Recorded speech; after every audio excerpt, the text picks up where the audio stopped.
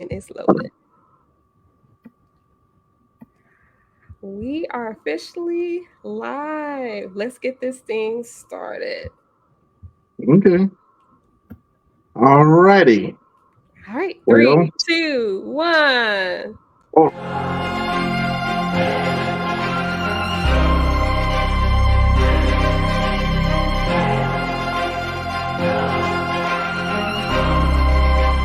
Looks like you lost another one.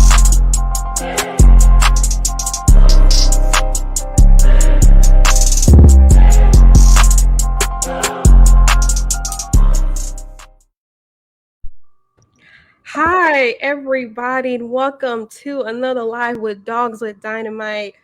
Oh my God, I'm so excited and little appreciative, not a little, but a lot appreciative today of the topic we're going to be talking about today. Hustle and grow with the Dogs of Dynamite team. I want to thank you guys again for taking the time out to watch our live today. Special shout out to Miss Tiara Battle, who will be here on this conversation about a very serious and sensitive topic when it comes to our community.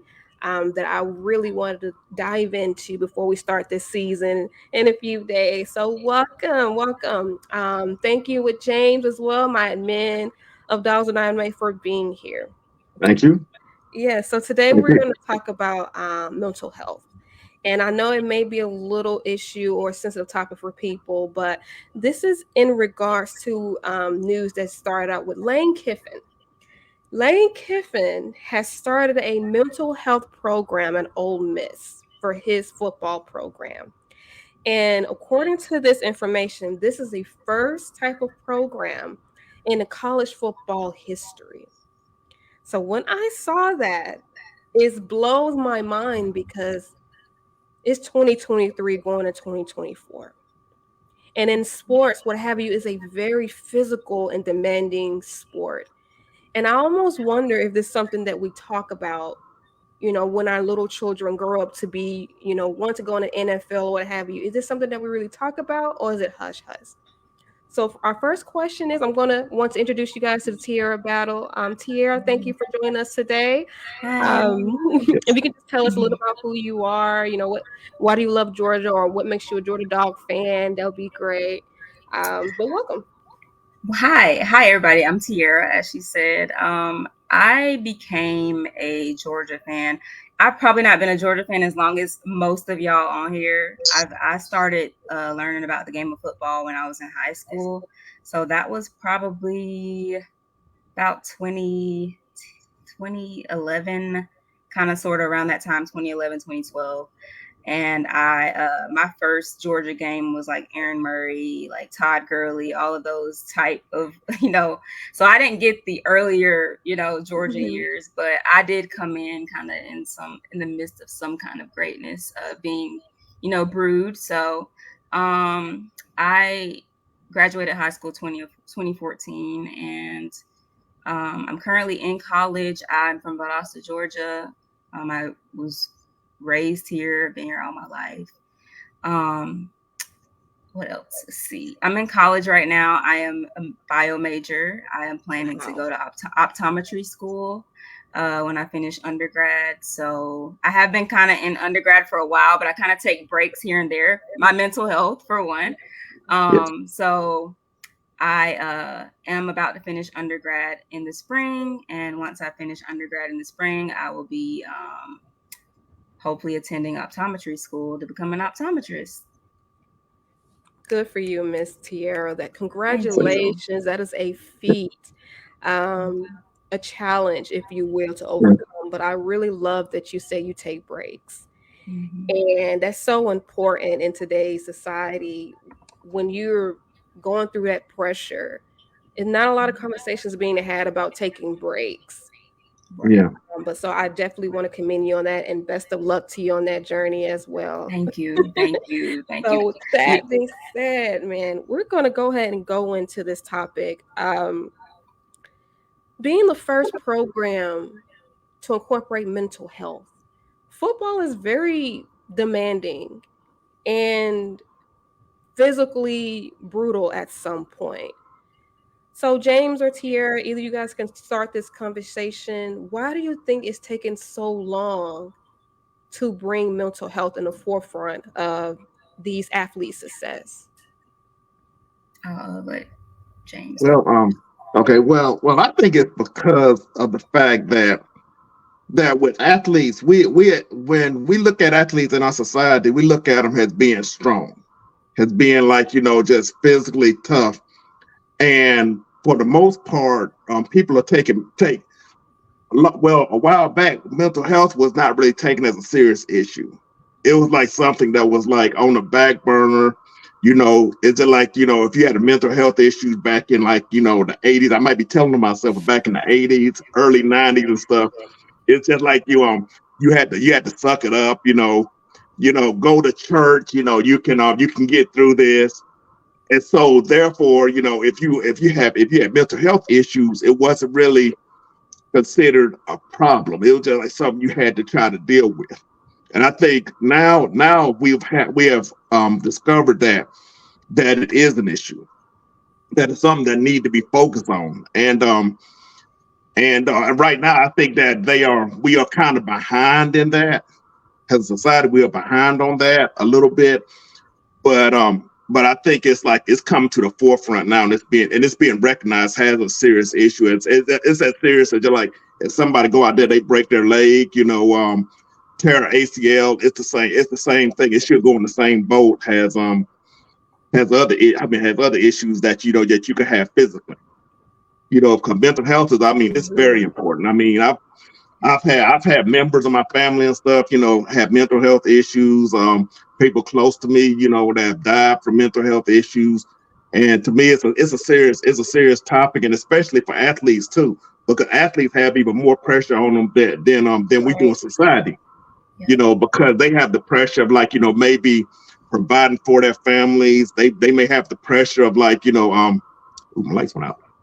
The pressure of providing for their families, and just like performing on the football field, they have pressure from those coaches to kind of to get the best out of them. And sometimes like I said, you need a break. If I need a break and stuff, and I just work a regular 9 to 5, then I Mhm. know those athletes really need a break. Yeah. So I think that Lane Kiffin, he doing an excellent job of moving it to the forefront. I think that I believe that Curry Smart, his staff, that actually moved it to the forefront too. But I don't think you hear as much about it Mhm. from his perspective as from like Lane Kiffin. Lane Kiffin is kind of pushing it out there to where it's hey, look, this right here is our program. This is what we're about. So I think all programs should push to the forefront. That's just my personal opinion. I think it should be more than just Lane Kiffin. Yeah. But I think that other programs do recognize it as being an issue. Thank you Yeah. for that answer, James. It's so right. Um, Something as physical grueling in sports, especially in football. And you have to realize that these kids are going to school as well. And they may be in a predicament to Hmm. change their lives and their family lives as well. So the pressure on top of pressure on top of pressure. I was listening to this audio book called The Art of Not Giving a FUCK. Hmm. Wow. And Yeah. it's about just not caring about titles and expectations, because Mm-hmm. generally we all have a way of celebrating extremes, whether Mm-hmm. you're extremely on the front, extremely well off or extremely successful, or you're extremely poor or you're extremely not, but we really don't encompass embracing average. And Mm-hmm. one thing I learned in that book that's really important is that once you trick yourself to say, you know what, I'm just an average person, human being, that is okay, then that you can see the light in front of you. Now it's like I'm not striving for perfection. I'm just striving to be better the next day. Yeah. And so I do appreciate that conversation, James. Tier, what are your thoughts about why it's taken this long to incorporate mental health into a football facility, a football program?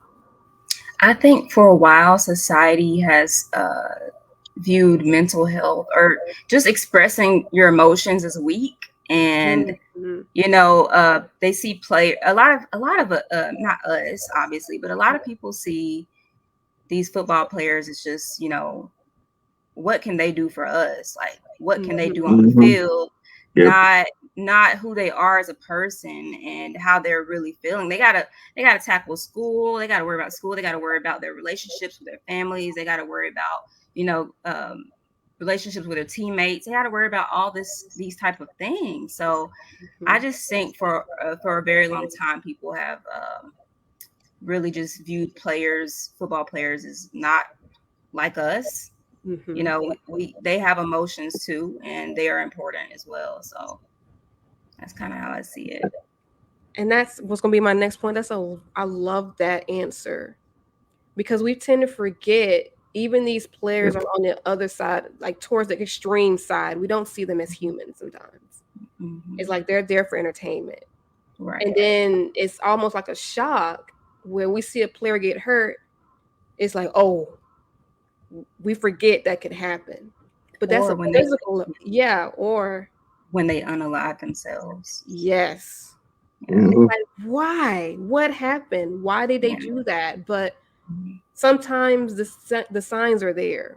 But are we choosing to really look into that? So I love that answer. And we Yeah. have KD here as well. I'm going to add him to our live. Thank you guys for that answer.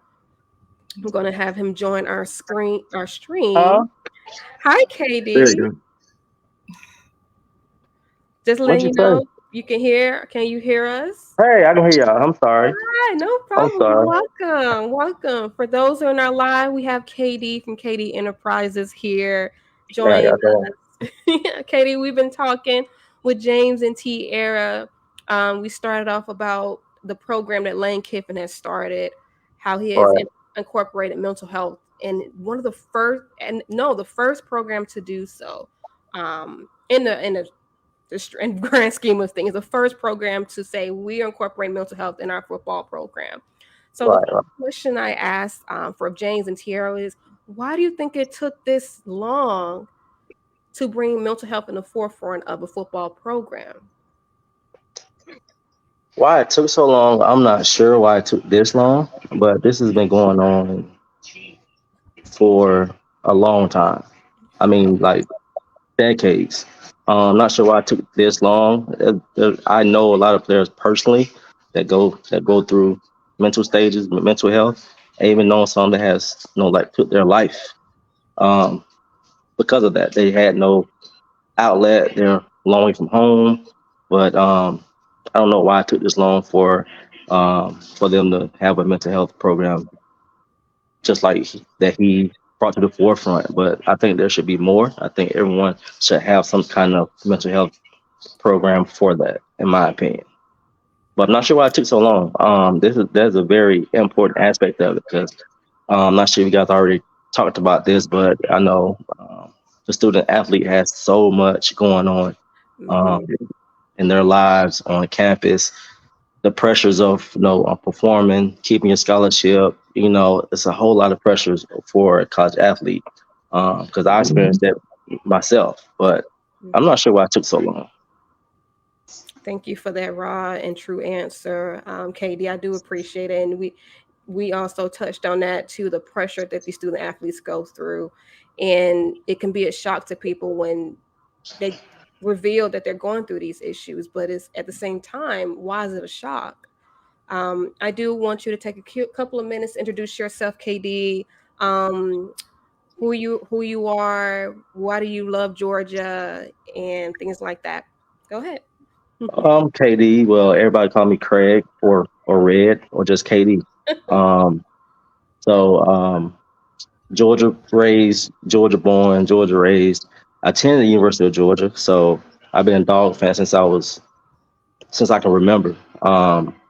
Grew up watching all types of Georgia sports, not even just football, baseball, basketball, track, anything I could. Georgia basketball, um, even the women's basketball. Um, and I went to Georgia, spent amazing 3.5, 4 years there. Played baseball. Um, so I'm red and black all the way through. Um, I try to get back as much as I can, like for all the games, even baseball, basketball. I am a donor. I'm a booster, so I do give to the program every year. Um, that's just me. I have a couple of businesses that I do. See, 3 kids, married. I'm just, I barely sleep. I got a lot going on, so I barely sleep with all the businesses, work, kids, everything going on. But I do find time to tune in to, Dogs with Dynamite, all my dog people, take time to comment, reach out to people. But I'm just a big dog fan, man. In and out, good times, bad times. I'm always, ready and blue all the way through. So Well, welcome. Thank you for sharing it with us, KD. Yeah, the title of this episode is Hustle and Grow. And KD does encompasses a hustle. And I like that you talk about finding the time. That's Yeah. so important, is how right, to find the time. yeah, I'm going to shift gears here to branding. Um, Mental health, or not certainly mental health, but Kevin Ridley for the Falcons started a conversation. Um, when we see players and we don't see players, there's a sense of entitlement we tend to have as fans to ask, what is going on? Why are they not available? Kevin Ridley, for Georgia related, Eric Gilbert, mental health could be the issue, but we really don't understand it. And there was two different examples with Calvin Ridley. People would yeah. say, we don't believe that. He used that as an opportunity to leave the Falcons. Eric Gilbert, we don't quite understand what's going on, but maybe he's faking as well. So why do we as a society assume that this is an opportunity to fake something as serious like this, Mhm. especially when it comes to football? Exactly. Well, I think a lot of people still have that the old school mentality. It's just like it's hard for people to accept that mental health can be a serious issue.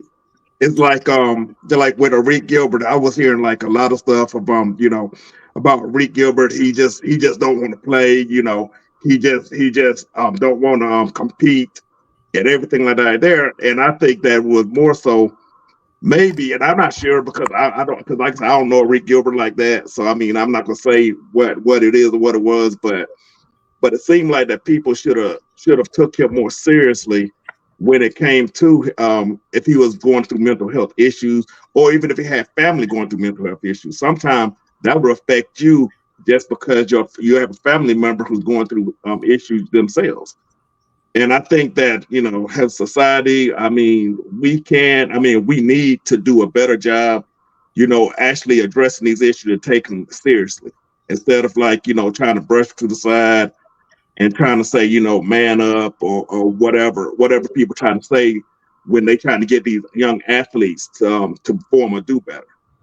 Sometimes you do have to do things to escape, or just to get away from things, because when you have mental health issues and stuff, the best thing for you to do is to like find the inner peace.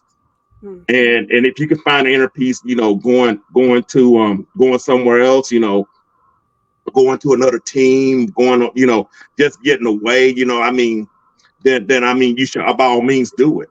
Don't sit up there and just like go by what other people think of you, and just like people might say, like, well, you just can't take it, you can't stand it, you can't, you don't want to compete with this, you don't want to do this. I mean, sometimes you just have to make your own mind up and say, I'm gonna do this for my peace, and do this, so I can maintain my mental health. And I think a lot of, and society itself do not take that as seriously as they should have, that they should. Yeah, I mean, that's just my take. As someone who experiences random bouts of depression, it's Hmm. you have a lot of ups, you have a lot of downs, and there are days where I can stay in my room the entire day and Hmm. not interact with anybody. It could be the same for them. I mean, it's really unpredictable. It's really random. You can't control it. It's literally your brain chemistry is altering. So uh, the only way to address it is therapy. Yeah.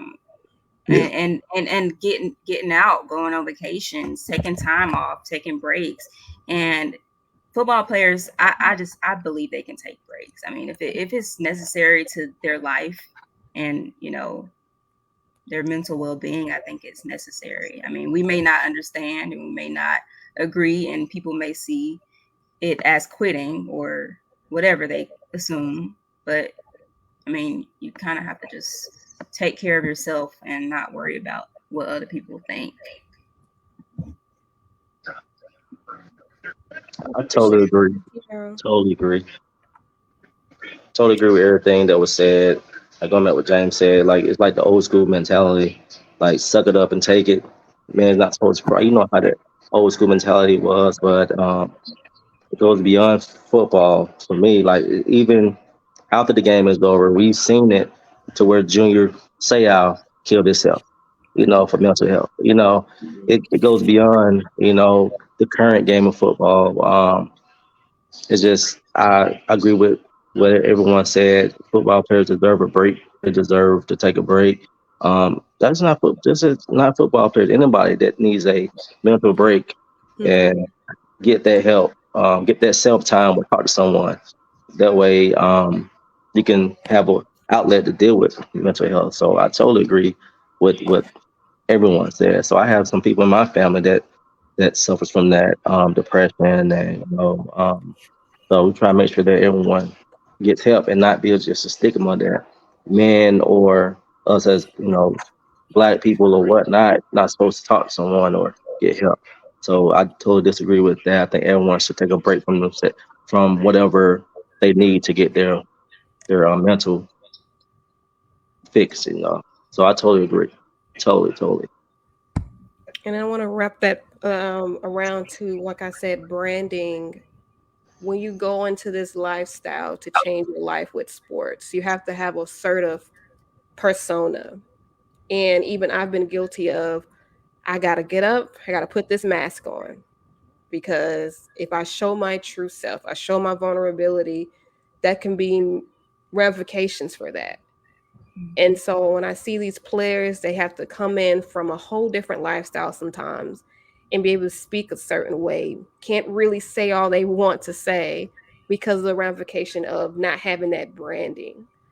Um, and I really see the moment that these athletes do decide to come out for this topic, it's just the nature of the game. You're going to get support and then you don't get support. So, that being said, is there a right time to talk about mental health in regards to your branding as an athlete, especially when there's Neil out there, you want to represent yourself in the best light? Is there a right time to talk about it? Is there a time to wait until you get to the next level and then you talk about it? What are your thoughts about that?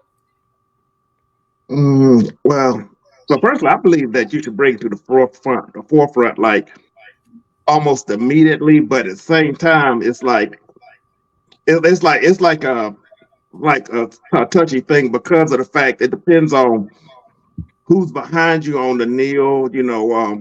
Certain people that you represent may not be as supportive on that, and so basically you just have to look at who's representing you on your kneel and stuff, whether or not they are supportive of you, because sometimes you could like jump out there, like let's say for instance, and I'm just throwing a name out there, Brock Bowers.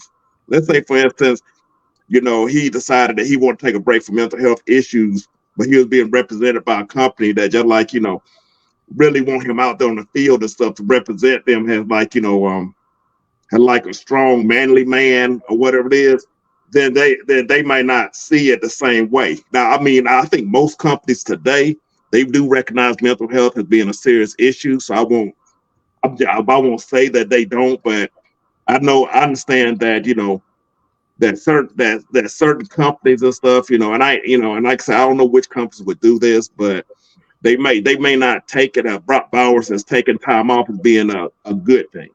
You know what I'm saying? So I mean, like I said, I'm just bringing his name up because it's just a name I thought of, just popped up in my head. But it's to me, it's something like the right time is now. I mean, just like you should bring it up almost immediately when it happens and stuff, because if you try to hold off on it and wait until the NFL, there's there's no real how can I put this? To me, if you can save somebody's life by coming out Mm-hmm. with your issues and stuff that you're going through, because you don't know who's looking at you and everything. Brock Bowers, he will have a whole big fan base looking at him, and if he like kind of held off until he got to the NFL and stuff, how many lives could he have impacted just by coming out and saying, "Hey, look, I have this issue, mental health issue. I'm dealing with right now, and I'm sorry, but I can't play the last 4 games of the season, or I can't play these 3 games right here because I just need a break for myself." How many lives would that save? How many people will come out and say, "Yeah, I need to take a break too from whatever they're doing, just to deal with the issues that they had that are at hand." So I mean, to me, waiting is like, some people probably would wait, but for me, I would just come out against it, at the time that it happens. So therefore, I can help other people, and I'll be thinking more so about the other people that I could assist Mm-hmm. in this. So Thank you, James. And having the space and the impact of people, you never know who's watching. On the flip side, people may be looking up to you, not to add the extra pressure, but sometimes it takes that person to be the first actually to say, you know what, I need help, and that's okay. It's yeah, okay to not be okay, and yeah, that's going to it's just require other people. Yeah. yeah, it's just like with Simone. I think it was Simone Biles. She Yes. like stepped away and stuff, and she received some support, but she did receive a little bit of backlash, which I didn't Yeah. understand. Yeah. But she came out with it then, and I think it was right before the Olympics, right? Am I right? It Yeah. was right before the Olympics. So I mean, she was taking care of her mental health then, and that assists a lot of people because I think a tennis player, she did it. Naomi Naomi, Osaka. Mm-hmm. yeah, she did it, and so therefore Simone Biles, she led a movement to where people say, look, this right here, my mental health is more important than this event. So I mean, so I'm gonna take the time out, and I think that all athletes should look up to them and stuff because they are the people who just like are leading the way to mental health awareness. So that's it. I'm gonna stop. No, you So. good.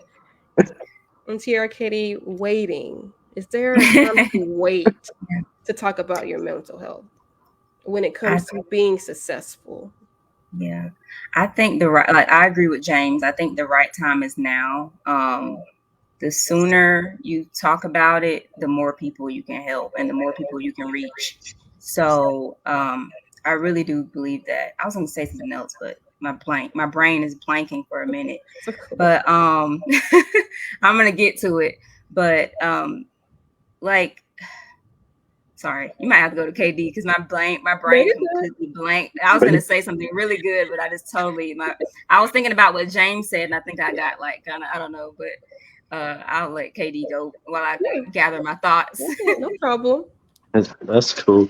But as far as us finding out when's the right time, I think that depends on the individual. But I do agree, like the time is now. And that starts at the early level. I think it starts in high school, to be honest. With football players, they also have pressure as well, pressure to perform for scholarships, parents, or whatever. I think the time is based on the individual when they feel like they have to get help for their mental. It's not up to me or sponsorship or NIL coaches, whatever. I think it's up to the individual when the right time is. And that starts, as soon as they feel that they need help. But who would you be able to talk to? Is it a coach? Is it parents? Is it, Great question. who's the one that you feel you can trust? Because, if you talk to a high school player talks to a coach that's recruiting them, they can be deemed as weak, unstable, or I don't want to offer him a scholarship now because I don't think he's going to be around to be able to handle the grueling hard work of my college program. So I'm not going to offer him any scholarships because he can't handle it, in his mind. So it's just so much pressure on that. Like I said, even in college or same thing, when they go to the NFL, that um, when they do those interviews and you talk about your mental health, it's like, well, he can't. I don't want to give him a shot because he seems like he can't. He may not be able to handle NFL. He can't handle this, so I don't want to take that. Seeing they'll be looked at as a liability. Mm-hmm. So, and I think a lot of people is not taking it as serious as they should. So it's up to the individual to decide when is the right time for them to actually get that help that they need. It's not up to nobody else but that person who's going through that mental crisis, in my opinion. Yeah, and KD May. I want to come back to KD, Okay. because I think that that people like Lane Kiffin, when he comes out and stuff and say that, I think that's going to draw more athletes to him because of the Right. fact that they're going to say, okay, Lane Kiffin really care about my mental health, and Exactly. if the athlete going through something, then they gonna know that, hey, Lane Kiffin got my back, and that's why Right. I feel like more coaches should come out Yeah. with it. But a lot of coaches, they don't, because it's like you said, it's the stigma of, like, like, be a man, toughen up and stuff. And I think that stigma has got to go away. It got to go away. Yep. Mental health is a serious issue, and everything. I mean, and like I said, it's just as serious as like somebody tearing the ACL or whatever Mhm. it is. Sometimes that requires a break and stuff. And whether or not Yep. it's like 4 games or the entire season, you have to take that break. You have to take that break because you shouldn't want anything to happen to anybody, based off the fact that you don't told them, like, this stigma of, like, you got to do this, or go to church or stuff like that. It just bothers me when people do stuff like that. That's all. Yep. I agree. I agree. Yeah, that brings Tiara? me back to what I was thinking of. If a sponsor or some kind of company doesn't want to, brand you because Mm-hmm. you speak out about your mental health, then maybe that company or that brand or that sponsor is not for That's you. it. Right. Yep. That's what I had to Exactly. say. Right. That's exactly. And it really is crazy how sports and the workplace mirror each other at times. Even in your position, is it wise to tell the person over your quote unquote livelihood or your 9 to 5 or what have you, I'm taking a break? And there's corporations who still miss the mark. The marketing may be there. Yeah. We're all about mental health. But on the Yeah. flip side, are you a liability for bringing the money into the establishment? Are Right. you Right. a Right. risk? And so you definitely have to make a stand for yourself. And that's why, I was going to mention, thank you guys for bringing it up, Simone Biles, Naomi Osaka, um, those players that say, you know what, enough. My talent is there, but my mental health is so much more important than that. Um, Thank you. Ryan had posted in the chat. Some of these former players grew up in an era where it was pretty much, you know what, you have to be this way to get to the next level. And Yep. so it's really a good point because now we're seeing a shift in generations and how we talk about mental health, how we embracing it more. Um, so I just think that's a really interesting parallel. Like now we're like, you know what? We're all human. It's okay. It's gonna be Yeah, okay. But yeah. we still got some time to go. Yeah. That leads to my next question: the future generation, our children, our sons, our daughters. We're very heavily reliant on the internet. And now we're showcasing a lot. We're either showcasing that we're perfect to get in the views, or we showcase that we're not. And so, how do we balance that, especially in sports where you're online and you have a million followers?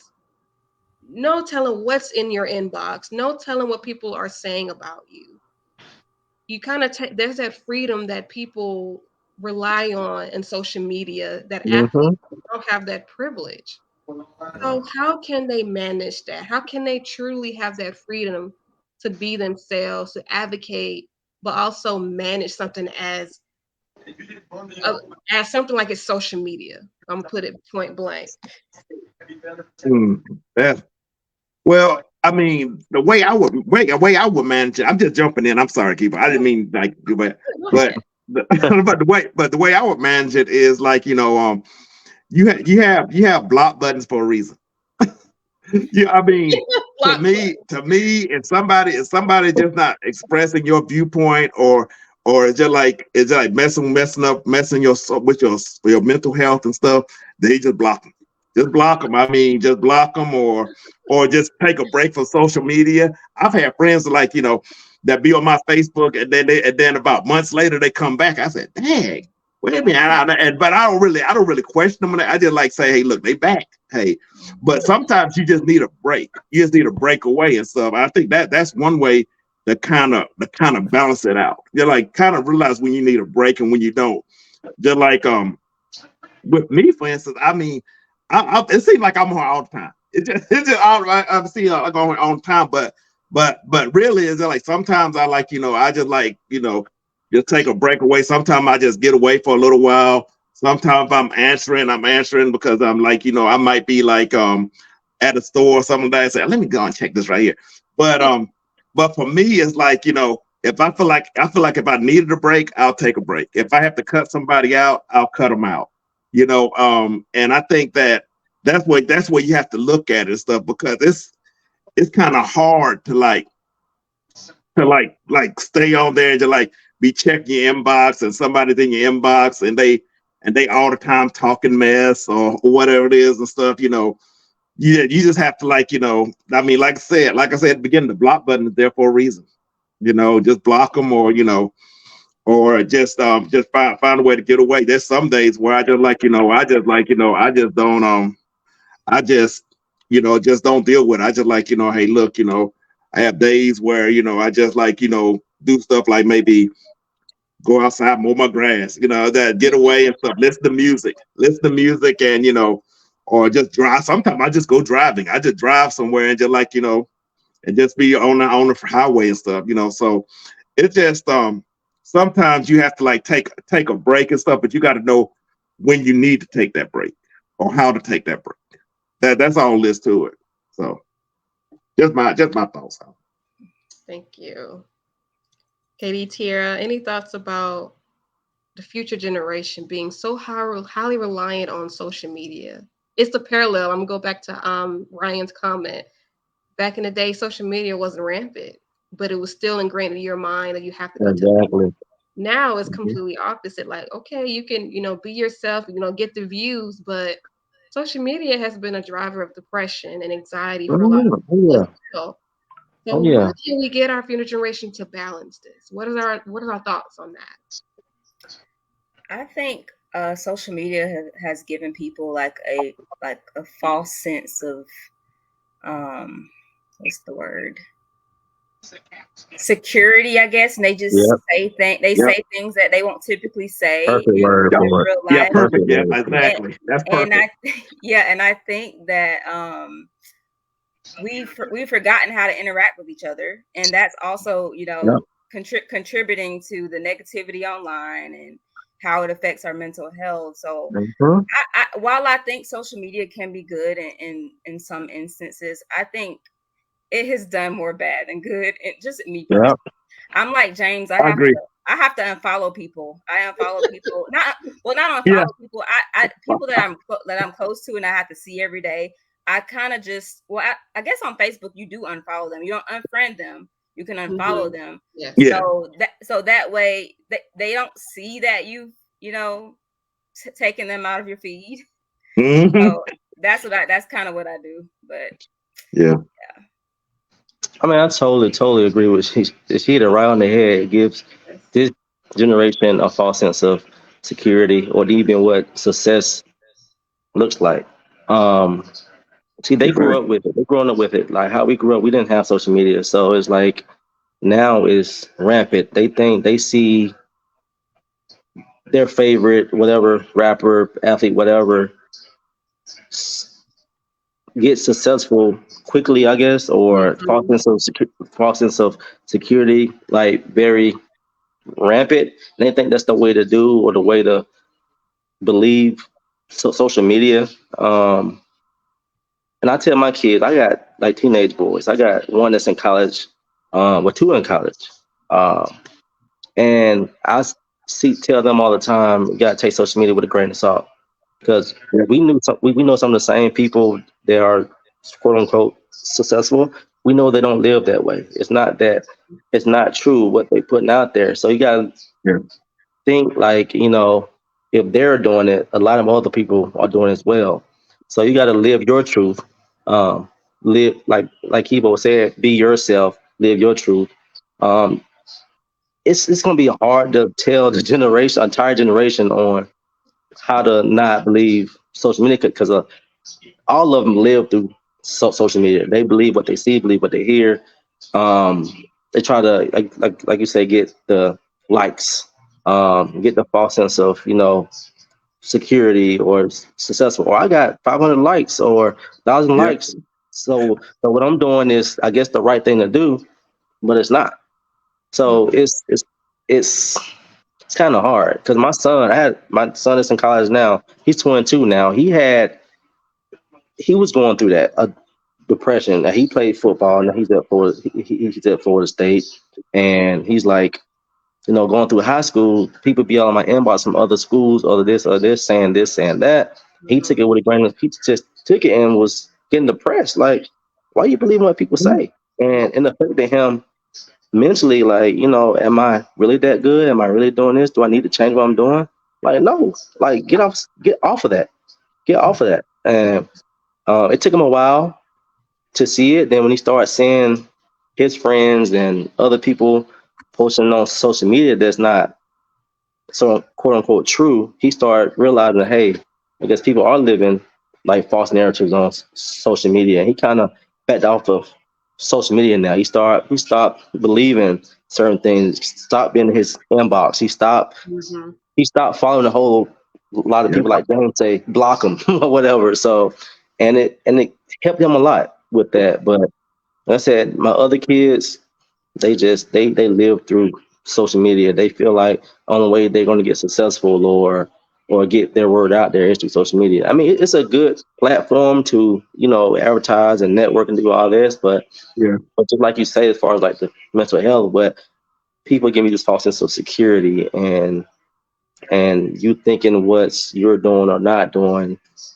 bangs on what people like your status or not, and it's not true. So T hit it right on the head with all that. So Yeah. Yeah, and I want to add something before you go to the next topic. But with me, I'm a Gen X baby. So basically, I came up to where like the computer was like just a bit, just like beep beep. That was it. That's all you had. Like you had like those games where you seen like the ball bouncing from one side to the other side. That's what I came up in. Atari, the computer Pac-Man. So I'll get PB Hands at the public library. Encyclopedias and stuff. So use your library card. Use computer. Oh, boy, you good. But anyway, I came up with that generation, and like to me, it's like social media is just that. It's just social media. I'm just communicating with people. So just like I think I had my Facebook. My Facebook had got up to like about almost 1,000 followers. I lost it all because my Facebook got hacked. And then I'm down to 100, and that didn't bother. I said, oh well, I just start over again. I don't, it's not like a big devastating blow to me. And people don't understand. Some people don't understand why, but for me and stuff, I came up to where there was no social media. Like we were the social media, like the people. You go knock on people's doors, and you got people together, and you round them up. You go do things and stuff. That was the social media. You had the social media, maybe 5 people going to the movies or something like that. That was your media. But today it's like, you can have like 700 or 100,000 friends and stuff, on Facebook or Instagram or whatever it is. And I think the younger generation today, they kind of value that stuff, and we need to get them to understand, hey, look, the value comes when you're doing you, when you are doing yourself outside of social media. What you do outside of social media, that's going to be more important than what you do inside of social media. Unless you're trying to be a social influencer and Right. don't and that's rare and far and few between, Uh-huh. to be a social influencer. So whatever you do outside of social media, you got to put more value on that than what you do inside of social media. That's Right. all. And on That's how the people. and to add one little point to that too. Like I tell my kids, I know a handful of athletes, entertainers, rappers, all that. They don't run their own social media account. That's the thing. They don't even run Yep. their Writing own it down. accounts. Good Yep. So point. their publicists are putting out stuff out there that they want people to see, but they don't even touch social media. These people don't even know what's on social media. For their mental, they stay off of social media. Yep. Um, so what they seeing is what they want to see, what they want people to see. They don't even run their own social media accounts. So it's Exactly. crazy. Yeah. They Our getting youth that. They is, getting a hustle on. They getting their yeah. own hustle on. Yes. Our yep. Our youth is emulating who people portray to be. Yes.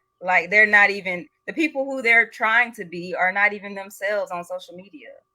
Yep. So it's really good to just be an individual and to really Yes.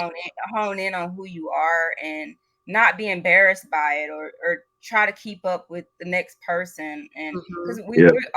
we're very complex beings, we're not going to be the same, and it's okay. So Yes. Right. I just Exactly. wish our youth would understand. I mean, I'm not old. I'm 27, but so I'm kind of like on the young side, but I kind of see things differently than a lot of people. So But see, you so just have an old soul. That's all. I was just about to say, remind me. Old soul. I Yeah, do. and that was gonna lead to my next point. I've been posting her on my Facebook. Look at me talking about social media. Shakari Richardson. Oh my goodness. That whole situation about social media Oh yeah. and lacking focus and weed to help with grief. You know, grief is a very raw emotion, but we all go through it. And Hmm. to a point when she said, I'm taking a step back. And the comments on that situation, I knew it. She's quitter, she's weak. And now she's the fastest in the Yeah. world in Olympics Yeah. because she took a step back and focused. And she was able to be herself. That speaks volume. And Exactly. has she, when I don't know her personally, but has she, who knows? It's like, you know what? Not take a break, or I'm going to keep on with social media, or what have you, her case may be. Her story, I feel like, is resonating with a lot of people. And to have something like that, achieve something like that after going through something, because I was raised by my grandma. And I feel like I'm in the middle, stuck in this middle of like, older generation is what's familiar to me, but the new generation I feel detached because it doesn't interest me. And just to see someone, you're like, you know what, I'm getting off social media for me. And all the ramification that came with that, to see someone like her overachieve that regardless, it's like history repeating itself in a way. Because people didn't have that luxury, social media, internet back in the day, but they still became so successful, became so innovative despite the setback. So my next question is to you guys is, how do we motivate the next generation to be vulnerable? Because what I see in the community that still frustrates me today is the backlash, the cancel culture.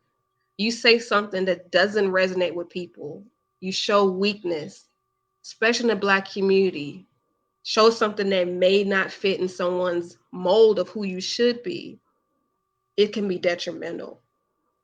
So, how can we protect the generation of the future, but also give them a space to be vulnerable? What is our advice for those people? Because I see it all over. Young generation, we are miserable. We are miserable.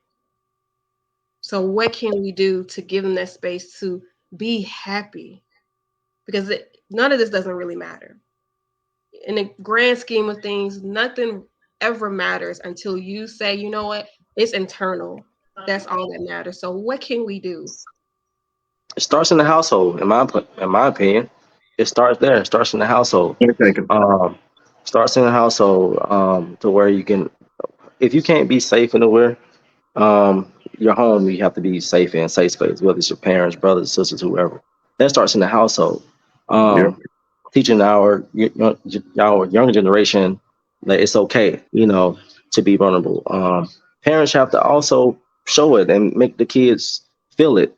You can't. It's not the do as I say, not as I do type. Like your parents have to be actually teach you and show you that it is okay to be vulnerable. Lead by example. So it starts in a household, then carries over to the community, as far as teachers, and it's like I said, it's hard. I tell my clients all the time, social media is raising our kids. Like, Mm. so we got to fight with social media to raise our kids. So it's like, okay, mom and dad telling me to do this or teaching me about this, but I'm seeing this on social media and they seem to be okay. So what should I? It's like a like tug of war. So to me, it starts in a household and has to carry out through the community, friends, teachers, and whatnot. So, and like used to tell my kids, like the people who can't support you no matter what you do, they're not your friends. They don't have your best interest at heart. Wow. So it starts there. So instill that in the household and go from there and just do the best you can.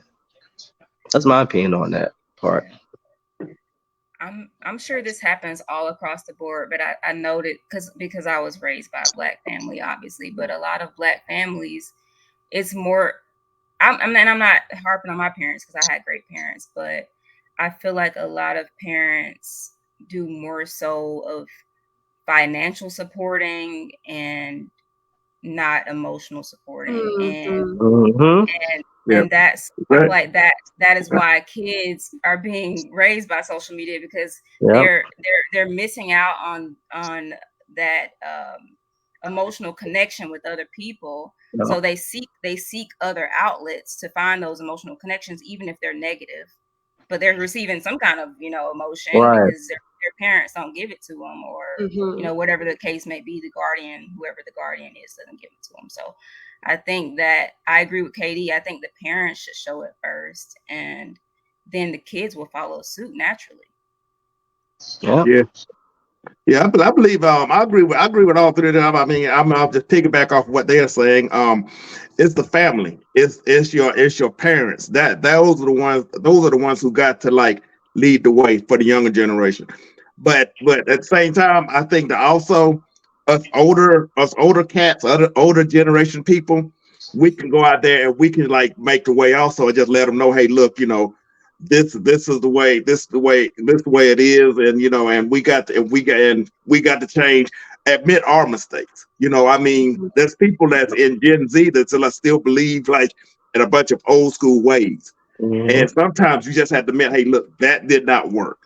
I mean, I came up, I made mistakes, and then once you show that vulnerability to where you can say what your mistakes were in life, then they will see it, and then they'll say, oh, okay, because some kids look up to older people and stuff, and they Mm-hmm. might look at them as they are like Superman, or like or they somebody who just like never went through anything, they never was vulnerable, and for me, and I'd say, my father, rest in peace, he, I always saw him as Superman because he never showed any vulnerability, and I didn't Mm-hmm. find out until later after he passed that that he had dealt with some issues too, Mhm. and I mean mental issues, and like and to me, that kind of hurt you a little bit because of the fact that it was undisclosed. But at the same time, he grew up in a generation where it was not it was not the right thing to like to Mhm. say, hey, look, I got these issues and stuff. So he came up trying to be the strong person, and I understand that, but at the same time, it still hurts because of the fact that I never got to not never got to talk to my father like from a vulnerable state to where I'd say, well, Dad, it's okay, we can get through this, we can deal with this. It was like he was like the strong person always. So I mean, to me, that's the reason why, like I said, the what kind everything about mental what issues and stuff, we got to deal with it. We got to we got to bring it to the forefront of society, especially with the young players. You know, especially I mean people in general. You know, they got to understand that is okay. That is okay. That Mm-hmm. mental issues are not just because you have a mental issue and stuff. Does not mean that something is wrong. As that you are like something is wrong with. It's be something wrong with you, but it's not to the point to where society, you know, sets the standard. Because to me, it's Right. like you know, I mean, it just hit close home to me. You know, I get a little emotional with this part. So I mean, you know, but it's like you know, I just wish that it was taken more seriously. That's all. And And I to think add we to, do. oh, Go go ahead, ahead. Tiara. I'm No, no, sorry. no. Go ahead, Oh, Tiara. I was gonna say to add to that point, it kind of reminds me of like you know, that iceberg theory kind of thing where, you Yes. know, Mhm. everything is surface level, but when you Mhm. dig deeper, there's a lot underneath. We have to dig deeper. It's not gonna go away. It's there. So Yeah. we have to address it. It just kind of reminds me of that. I just had to, you know, mention it. It just reminds me of an Mhm. iceberg. You have to. It's there. It's big, but Yeah, it all we see is surface level, but we have to dig deeper. Mhm. yeah, And that was going to be my next point. It's you think about the word trauma. Oh my God, it's so many levels to it. Mhm. Where we yeah, are triggered, or we're triggered and we don't understand why. This was a book, The Body Keeps the Score. I commend people. I charge people to read about it. But how do we handle trauma from generation to generation seems to be so tough to do. And how we respond to that in our community, the beatings, the lashings, the disconnect, the lack of communication, it seems to people are afraid on how handling trauma is deeply rooted and is done so on purpose to keep the family disconnected. And so coming from a situation where my grandma, you know, she raised me, but she didn't tell me anything about mental health. She also put on the strong front because you know, she was going through a lot. And as a child growing up in a household, I knew but didn't quite understand it myself. And I didn't want to say anything. You know, I remember this day, I wanted to ask my mama, "Are you okay?" But I was scared because I didn't want to disrespect her. And I yeah, didn't want Mhm. to seem soft. And that's been my biggest regret is that I remember I was sitting in the car with her. I'm like, grandmother, because she made a point about my grandfather. You know, he was sick, going to dementia. She was like, you know, your daddy's not well. That was her cue to let me know that be prepared, right? But she never said anything about herself. And so it's like, as the Black community, parents or what have you, we're afraid to talk about our traumas and our triggers. And I almost wonder in sports, is that the same case when you get to the next level, where maybe you able to afford therapy and maybe you're able to have the conversations? I guess my real question is parenthood in the Black community. How can we as parents, not saying I'm a parent, but as parents just unravel for our children? You know, open up the curtain and say, you know what, this is what I've been through, and it's okay to have the conversation. And Mhm. if we see signs, I know someone posted in a comment about being on the autistic spectrum. So thank you for sharing that. If you have a child that's going through those signs and those symptoms, how can we navigate through that? yeah. Well, I'll let one of y'all take that because I don't have any children, so I mean I I wouldn't don't know how to, either. I mean explain. So I'm just like, hey, so Yeah. I mean, I'm gonna take it from my childhood. I was 16 when I lashed out at my dad. There was a lot of stuff that was happening as a child that built up that I had resentment towards my dad. So I was like Mhm. 16. I seen a lot with my family, not my household with my mom and dad, but just grandma, granddad, uncles. A lot of stuff a kid not supposed to see. And just me growing up and being in sports and all that. My dad so-called worked a lot, Mhm. missed a lot of games, missed a lot of great moments in my time. He would read newspaper clippings on how I did, but he wasn't there. He would go around bragging to people about what I did, what I do. He wasn't there. So I felt some type of way about that for a long time, for years, years. And he abused my mom some. Like when I was young, I saw that as a kid, and it's like as a kid, what do you do? Like how do you handle that as a kid? 3, 4, 5, 6, 7, 8 years old. It's when I got old enough to where I was like, you know what? I resented him a lot, so I would lash out and do certain things, say certain things that I didn't know how to handle. That I would talk to my mom about. I wouldn't even talk to my mom about. I would talk to my sister about it, and because mom would always, make excuses, this and that, and I just, I had no other body to talk to as a kid. It's like I'm not telling my friends and stuff like that. There's not stuff outside the household for nobody to know. Like, I can tell the teachers about it. They get, how they get defects involved. It's just a lot of stuff that who do I talk to? So I was 16 years old, and then one day when my dad was talking, I just lashed out, like, and it was just like angry tears were pouring. I told him everything that he did that I didn't like, um, um, and whatnot. So that was me had 8, 9, 10 years of built up trauma in me that I didn't know who to talk to, like to where I wanted to throw punches with my dad. Now I'm older now. I'm 16. I'm a lot bigger. It's like you're not gonna hit my mom no more. You're not gonna do this no more. So and it wasn't until I'm 30, 38 now. My dad told me, yeah, talked man when I was 30, when he just broke down and did and told me everything and that how he regret stuff that he didn't get a chance to do or tell me as a parent, like show that emotion as a parent. Even my mom worked 3 or 4 jobs coming up. That's why I get my ability to work so much from her, that she would, because it was like in my mind he had no excuse not to be there. My mom worked 3, 4 jobs and would always come to every game, every practice, on time, travel ball, come everywhere. She would make time. So it's like, why you can't make time? But there was so much built up in me as a kid that I didn't know how to I didn't know how to be vulnerable, because I'm with my sister most of the time. My mom is working, my dad's not there. You know, I didn't learn from her. She's damn near a teenager in her own right at the time. Like, we were 12 years apart. She's living her life and all that with her kid.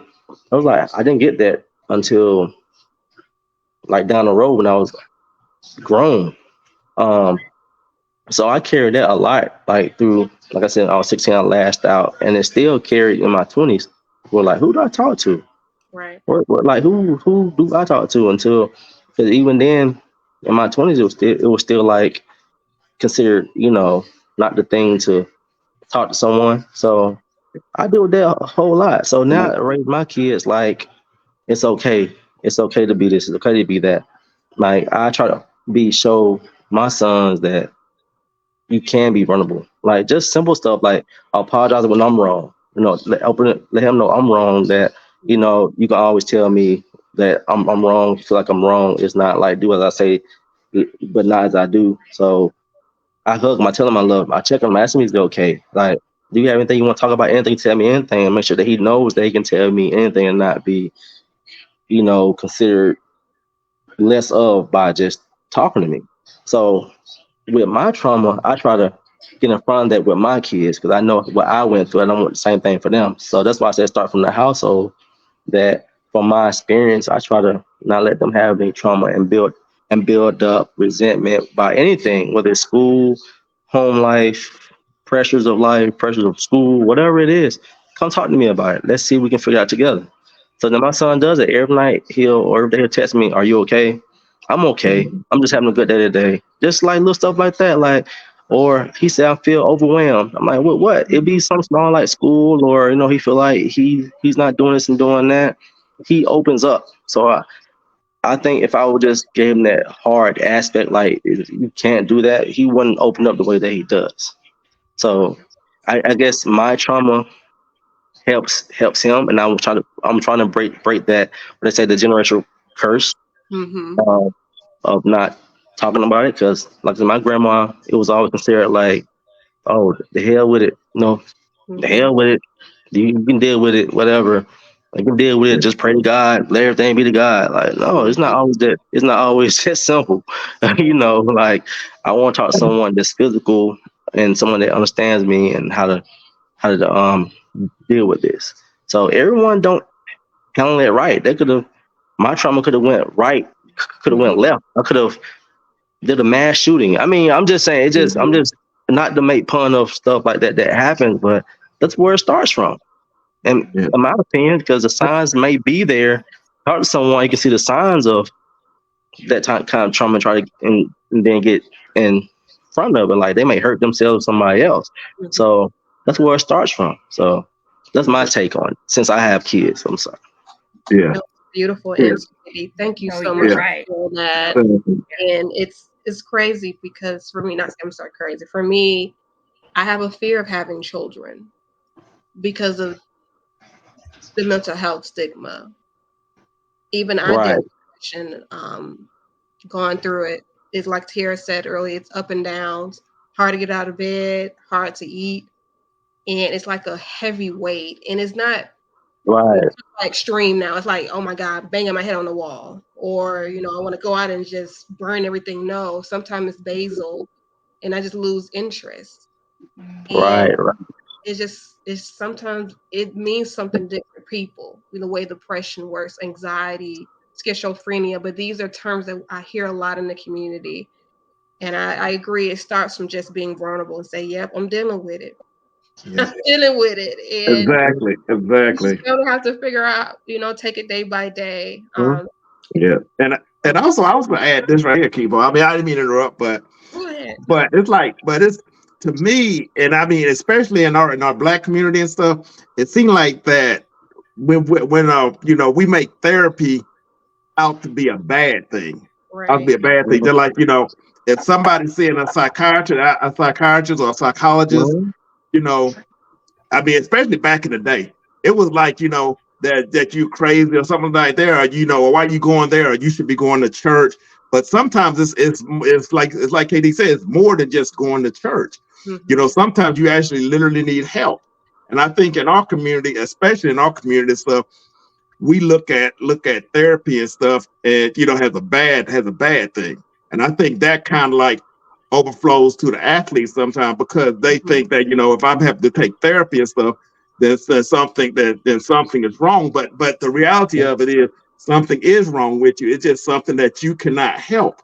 And you have got to get help outside of like your friends or maybe your family. You have to get some kind of like emotional help, like from somebody who like is a medical professional. Sometimes it takes a medical professional in order to get you through it. And I think, and like I said, I'm gonna repeat myself, but it seems like in our society, we make therapy seem like it's something that's that bad and should be shunned.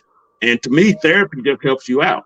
It's like, I'll say, I mean, after my father passed, I had to take therapy. I went through therapy for about 6 months, almost a year, just to get through the grief from my father.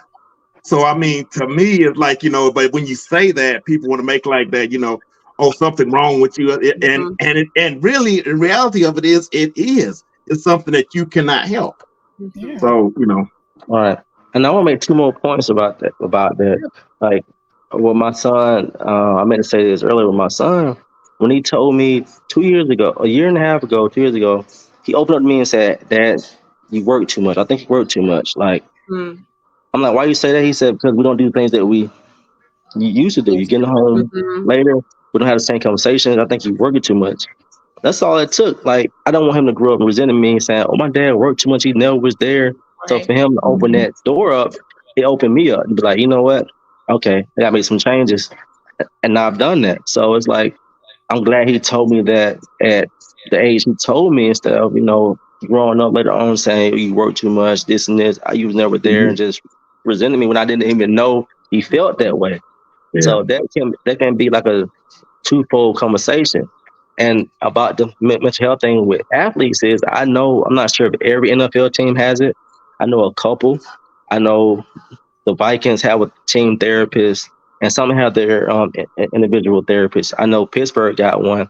I found that out talking to George Pickens. They have a therapist he sought therapy.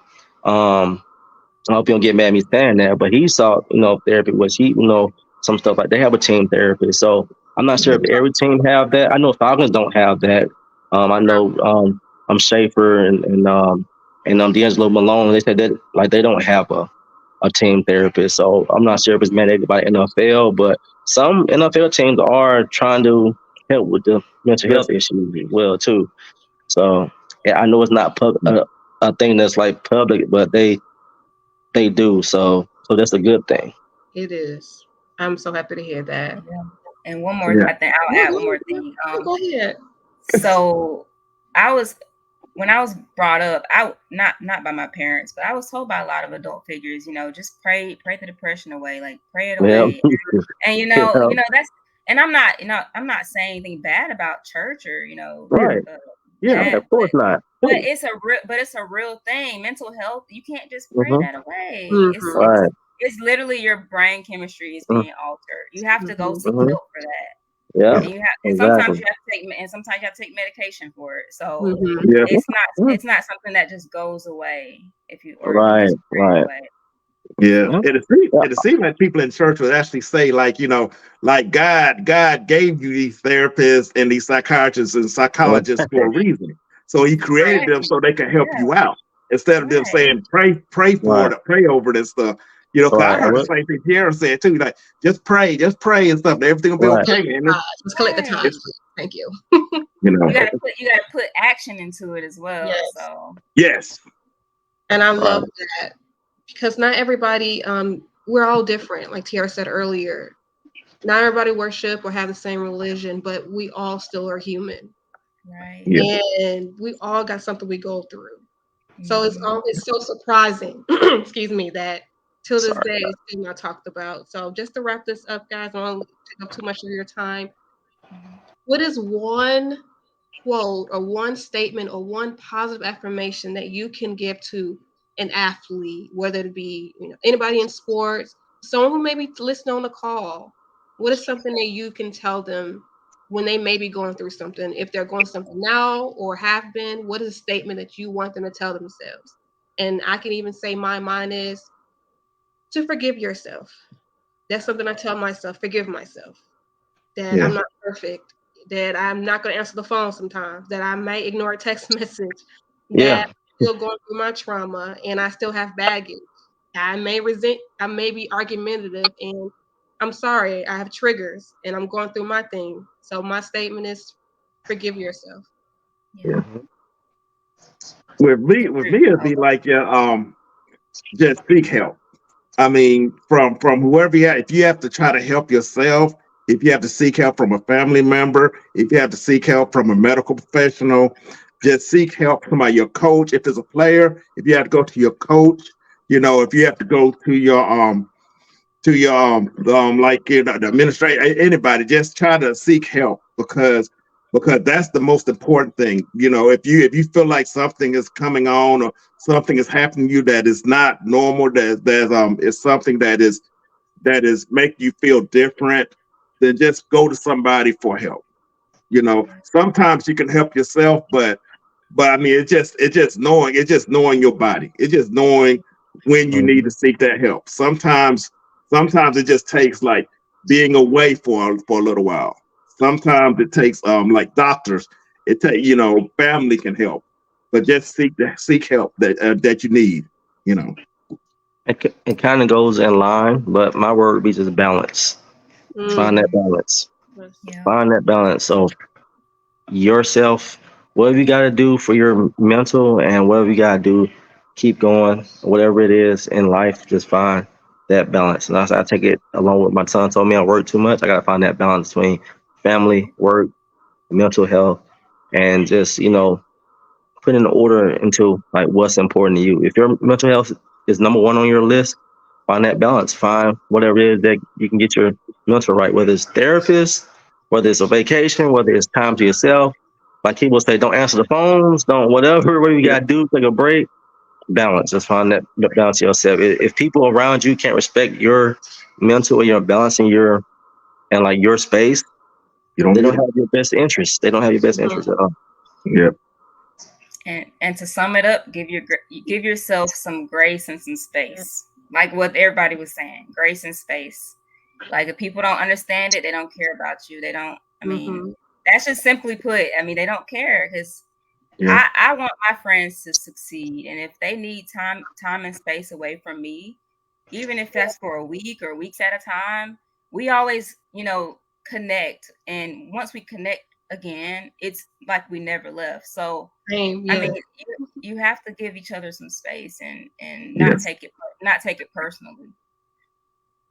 Well, oh my God, I just want to thank you guys.